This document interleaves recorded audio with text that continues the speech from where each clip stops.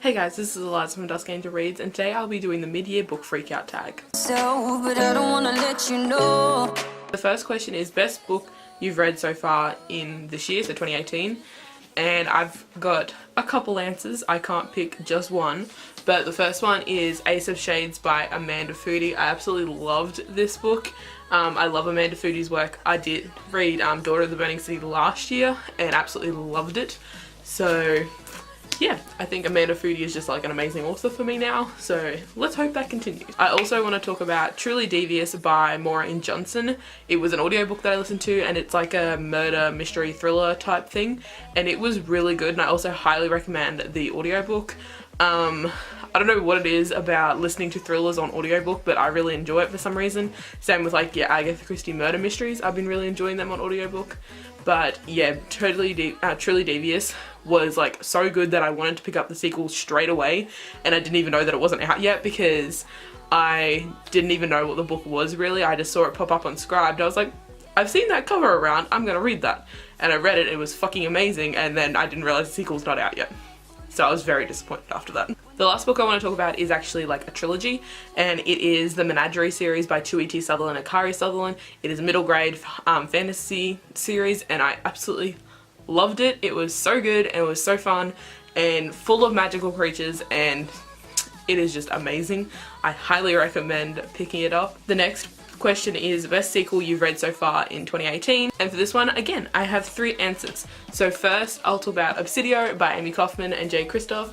I absolutely loved this end of the trilogy. I know a lot of people were kind of disappointed that they didn't get to see the other characters more, or didn't get to see any of the characters more, because in this one we're swapping between 6 well, not points of view because it's not written in a novel form, but you're swapping from 6 points of view, so you don't get to see the characters as much. But I really enjoyed this one, and I really loved the new characters that we met, and yes, it is a perfect sequel slash end of series, and I can't wait to see what Amy Kaufman and Jay Kristoff do next with their new series. That'll be completely different, so I'm so keen. The next sequel I've got is Great Vale by Lynette Noni. This is the 4th book in the Madoran Chronicles. I love the Madoran Chronicles. They are one of my favourite series ever. They have like the best friendship group you will ever read, maybe besides like Harry, Hermione and Ron. Let's be real. But they have an amazing friendship group. The world is so interesting, and the plots of each book, because this is the 4th one, but the plots of each book are so unique and different. Like, they do follow the chosen one trope overall, but there's no feeling whatsoever that this is the same as any other chosen one book at all. I know a lot of people compared the first book to Harry Potter, which I get. There's a magical school, there's a like not lord, but there's a bad guy that's trying to kill everyone. I get that. That's kind of Harry Potter as well. But overall, the entire series is ridiculously amazing, and it has dragons. This one, she meets this wolf cub thing that is like a half-breed. Can't really go into details because I don't want to spoil anything, but it's like a half-breed, and she brings it home and it like bonds with her, and I love this series so much, and I can't wait for We Three Heroes, the novella, to come out later this year.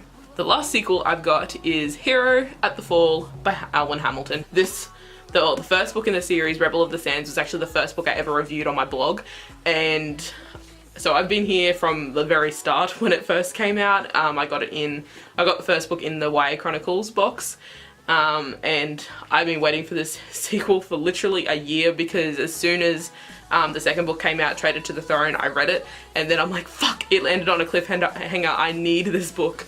So finally got to read it, and it was absolutely amazing. There is just so many interesting aspects about this world, and it's just basically one fuck up after another, but then figuring it out in the end, and it ended so well. There's no doubt that this is like the end of the series. I'd love to see more of these characters, but it ended so well that I'm happy to leave it here, and I can't wait to see what Alwyn Hamilton does next, because this is her debut series, so there's nothing else that I can read from her, and I need to see what she does next, because this world is amazing. I can just imagine, well, I can't imagine what she's gonna do next, so this is definitely a favourite sequel. Okay, the next question is a new release that you haven't read yet but you want to. And I actually have 4 answers for this one. Legendary by Stephanie Garber. This is a sequel to Caraval, and I still haven't had a chance to pick it up because there's just been so many readathons and stuff happening lately and coming up very soon, and this one just hasn't fit any of the challenges. I can't even read it for Tome Topple as it's under 500 pages, but hopefully I'll be able to get to it sometime after Tome Topple finishes in July. The next I'll go with The Smoke Thieves by Sally Green. This is Sally Green's new series. I've read Half Bad series, like the Half Bad series by her, and really enjoyed it. So as soon as she came out with this one, I had to get it. And also this cover is really pretty. I don't like the other one as much. There's one with like statue men in it, and I don't like that one as much. But this cover is really pretty, and this one I might be able to read for Tome Topple as it's 499 pages, so I can count that for over 500 pages. But yeah, this one I might be reading for Tome Topple, but as I'm choosing my TBR out of a jar, I'll explain that in my Tome Topple and TBR jar TBRs. That was a good sentence. But yeah, I don't know if I'll be reading this, but it is a possibility. The next is one that got like a shit ton of hype when it came out. I haven't heard anything too much about it lately, but when it first came out, it was very hyped, and it is The Wicked Deep by Shay Earnshaw. And this one is another one that I was really anticipating, and then when the covers started coming out, my god, this cover and the other cover, I think it's the US cover, are fucking gorgeous, and if I enjoy this, I'm gonna go buy the US cover. And lastly is one that is still getting a shit ton of hype, and I still haven't got around to, but might be a possibility for Tome Topple as well, and that is Children of Bon and Bone by Tomi Adeyemi. And yeah, this one is over 520 pages and also has tiny writing, so this one is definitely fit for Tome Topple, but we'll have to see what my TBR jar picks for me to read. Okay, the next question is most anticipated releases for the second half of 2018. Okay, the first thing that comes to mind is 2 sequels. Firstly, the sequel to Strange the Dreamer by Laini Taylor, which is Muse of Nightmares. I've already seen arcs and stuff going around since BEA and BookCon, and oh, I so want it. But yeah, I absolutely love Strange the Dreamer. I read it as an e-arc. It was actually the first e-arc I ever got on NetGalley, and I am so keen to continue the series because it does end on like a massive cliffhanger, and I need to know what happens next, so definitely an anticipated release for the end of the year. The next one is the sequel to The Gentleman's Guide to Vice and Virtue, which is The Lady's Guide to Petticoats and Piracy. I always forget which order those 2 words go in. This one's by Mackenzie Lee, and I absolutely loved this book. I just put it on my favourite historical fiction books video actually, and I really enjoyed it. I love these characters, and I did really like Felicity, so I'm so keen to dive into her world in Petticoats and Piracy. I'm so keen. I need to know what happens next. The next question is biggest disappointment, and for this one I'm going with Leia on the Offbeat by Becky Albertalli. This one is one that I highly anticipated. I have Upside of Unrequited and Love, Simon on my favourite shelf, which is very rare considering they are contemporaries, and I don't usually like contemporaries, but I really enjoyed them, and I was really hoping to enjoy this, but then I fucking hated it. So yeah, probably the thing that disappoints me the most is how the incident with the low-key bi situation. How a girl came out to the main character as low-key bi. She was still trying to figure herself out. She doesn't know what the hell's going on. She didn't even realize she was attracted to women until this person came around. And just how she treated her, just said that low-key bi wasn't a thing, you weren't allowed to be that, the label's not real, just come out, and was just trying to force her to come out as bisexual. And that is extremely hurtful to any bisexual or any queer person. It's not okay to try and force someone into a box. It's not okay to force someone out of the closet. And this happened in this book, and then it was just breezed over. There was no resolution. That wasn't like the character came up to the one that said it later and say, look mate, this isn't fucking on. Or the author did something to counteract that. That is not an okay thing to say. So that disappointed me a lot, because a lot of people look to Becky Albertalli for one of the best diverse books you can find, and the way that she dealt with this was just bullshit. There was other things. I also didn't like the way she treated her mother. The fact that she was like sitting in the car with her mum and accused her of only dating this guy for his money, that floored me. I literally stopped reading. I was like, what the fuck did I just read? Like, it would have been different if she was trying to have a conversation with her mother, because her mother was dating this person just for his money and is like going off on holidays and buying expensive shit with his money. But no, her mother was slogging her ass off every fucking day trying to get meals on their table, and she still thinks she's just with him for his money. I couldn't get over that. I've never heard anyone else bring that topic up, but when I read that I was like, what the fuck? And if I'd said that to my mother, if she was like redating someone, I'm pretty sure she would have slapped me. And I wish this mother had, because then at least it would have been like, hey, that's not okay. But nope, she didn't do that. Also, the way she speaks, well, talks about Garrett is ridiculous. The way she treats Garrett is just, nope. You do not lead someone on. It's not okay. Never. And then you have a go at another character because you think she's doing that later on in the book and she's not. So it can't be both ways. You either don't like leading people on or you do. So yeah. If you want to see my full spoiler-free and spoilery thoughts, I do have 2 reviews up on my blog. One for spoiler-free, which you need to read first, and then if you want some like more emphasis, then you go to the spoilery section. But yeah, I'll leave them linked down below, but this one was definitely one of the biggest disappointing reads I've read this year. Okay, the next one is the biggest surprise, and for this one I do have 2 answers as well. The first one is Beneath the Sugar Sky by Shauna Maguire. I did like the first 2 books, but they weren't like amazing in my mind. So when I went into Beneath the Sugar Sky, I was like, oh yeah, it's gonna be okay. But I actually really loved it. It was a really good book. We got to like delve more into the other worlds that these kids have come out of, and I found that really interesting. And yeah, I really enjoyed it a lot. So that was surprising that I actually gave that one 5 stars. So that was the first one. The other one was Truly Devious by Maureen Johnson. As I said, I just saw the cover on Scribe one day and I was like, hey, I've seen people read that and people have said it's okay. And I went into it, had no idea what it was about. I didn't know whether it was fantasy, contemporary, what it was. Turned out it was like a murder mystery thriller type thing, and I fucking loved it. So yeah, that was another surprise. The next question is favorite new to you author, and for this one, I'm not 100% sure who to go with. I'm kind of going to say Chewie T. Sutherland and Kari Sutherland as the authors of The Menagerie. I really enjoyed that series, and I am working on reading some more of Chewie T. Sutherland's series. I'm not sure Kari Sutherland is in any others. But yeah, I've got a couple of them on Scribed, so I'm hopefully going to be reading some of them soon, but I can't exactly say that yes, this is a new favourite author because I've only read 1 series by them. The next one is Amy Kaufman by herself. So I've read the Illuminae Files, which is her and Jay Kristoff, and I don't plan to read the one with Megan Spooner, like the one that she's already got out, because it just doesn't sound like something I would enjoy.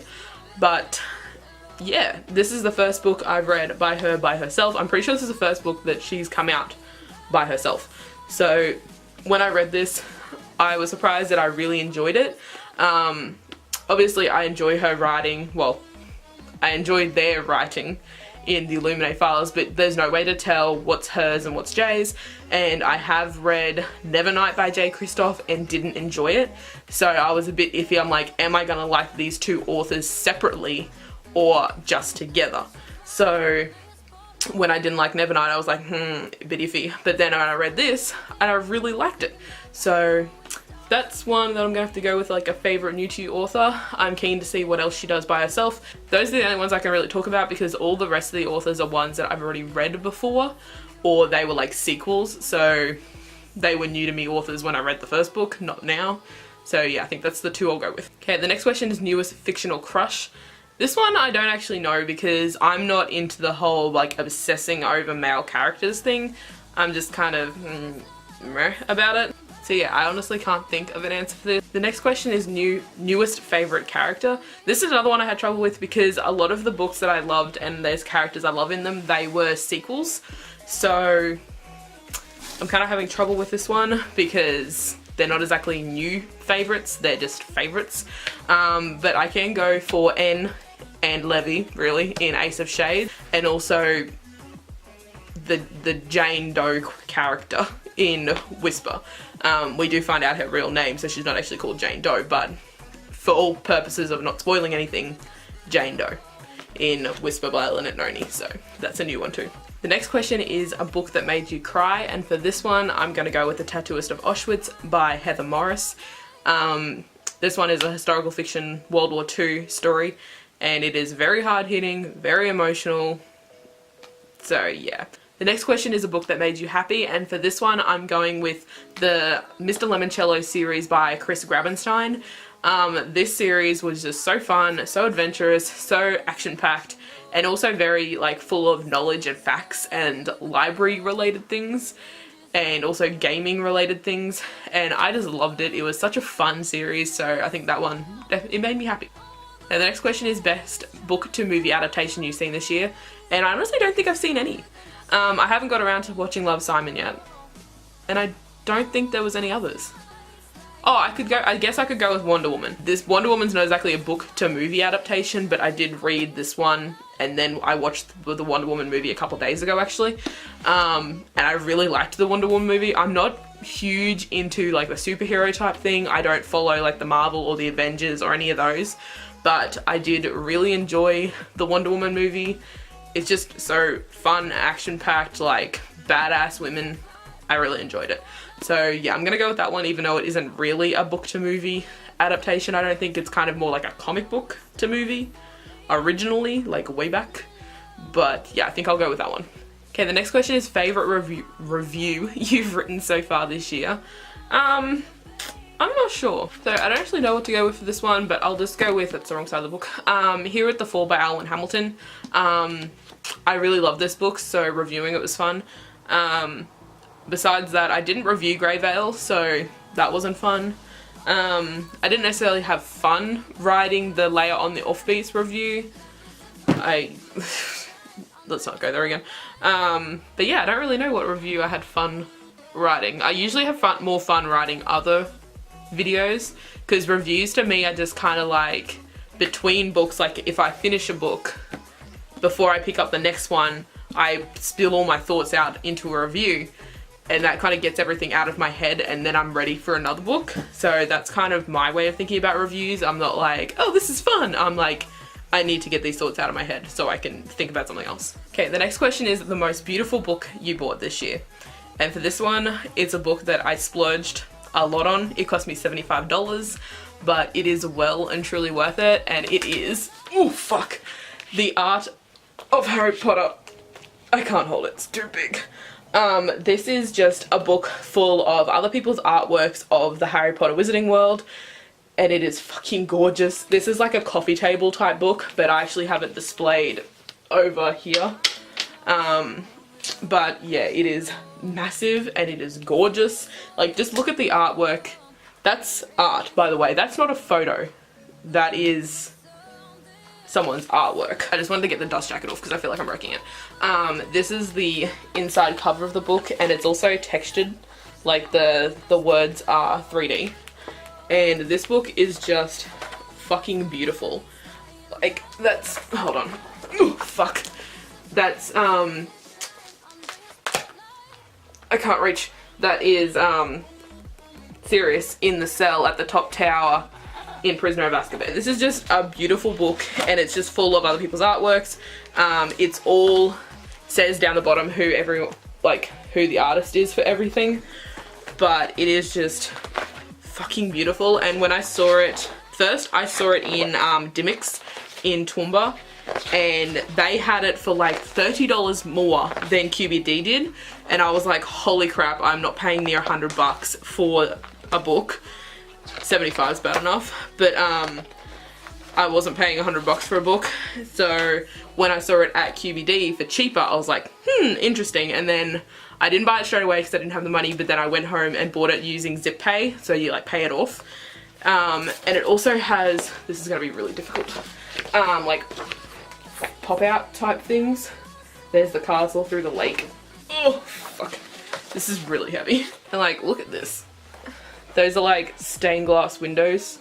There's the one with the mermaid, and then this one's got like an old lady with a staff. So yeah, a lot of them are scenes from the book, from the movies, but there is the odd one. I'll see if I can find one. There is the odd one that's like a reimagining of a scene from the books that never made it into the movies. So this one, this is Albus Dumbledore's funeral, and I don't know if you'll be able to see, but I'll take a close-up of this one. There's all the people around the island on the lake, and then over here we've got Hagrid with the sheet. Is it gonna focus? So yeah, this is definitely the most beautiful book that I bought this year, and is well and truly worth it because it is fucking gorgeous. I just pull it down occasionally and just look through the artworks because they're beautiful. But yeah, most beautiful book I bought this year.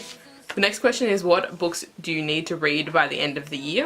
And for this one, I don't actually know what to answer. Like, all the books on my TBR I want to get to by the end of the year, but I don't have any ones that immediately I'm like, I need to read this straight away, except for maybe Legendary, which is underneath the pile of books on my bed and I'm not getting it out. But yeah, probably the anticipated reads that I haven't read yet, like the ones that came out the first of the year, and then like my anticipated releases. But besides that, I don't know. There's some books that I probably need to read because they've been on my TBR for so long, but it might not happen. We'll see. But yeah, I don't think I really have a specific answer for this. It's just my TBR. This bookshelf here from the Harry Potter down. That's what I need to read this year. So yeah, that's all of the questions for the mid-year book freakout tag. This tag was filmed, like pre-filmed a bit early. It's like the 20th or something of June at the moment, but I'm not going to post this video until the 2nd of July, which is the exact middle of the year, and it's also my birthday. So yes, it is my birthday today if I get this video up on the right day. So some of these answers may change. I might read like an absolutely amazing book or an absolutely disappointing book between now and then, but this is my answers as of like the 20th of June. Yeah, I won't be tagging anyone specifically. I'm still a smaller channel and I don't really know that many people, but yeah, if you see this and want to do it, then do it. That's all for this video. If you enjoyed it, then make sure you give it a like and subscribe, and I'll see you next time.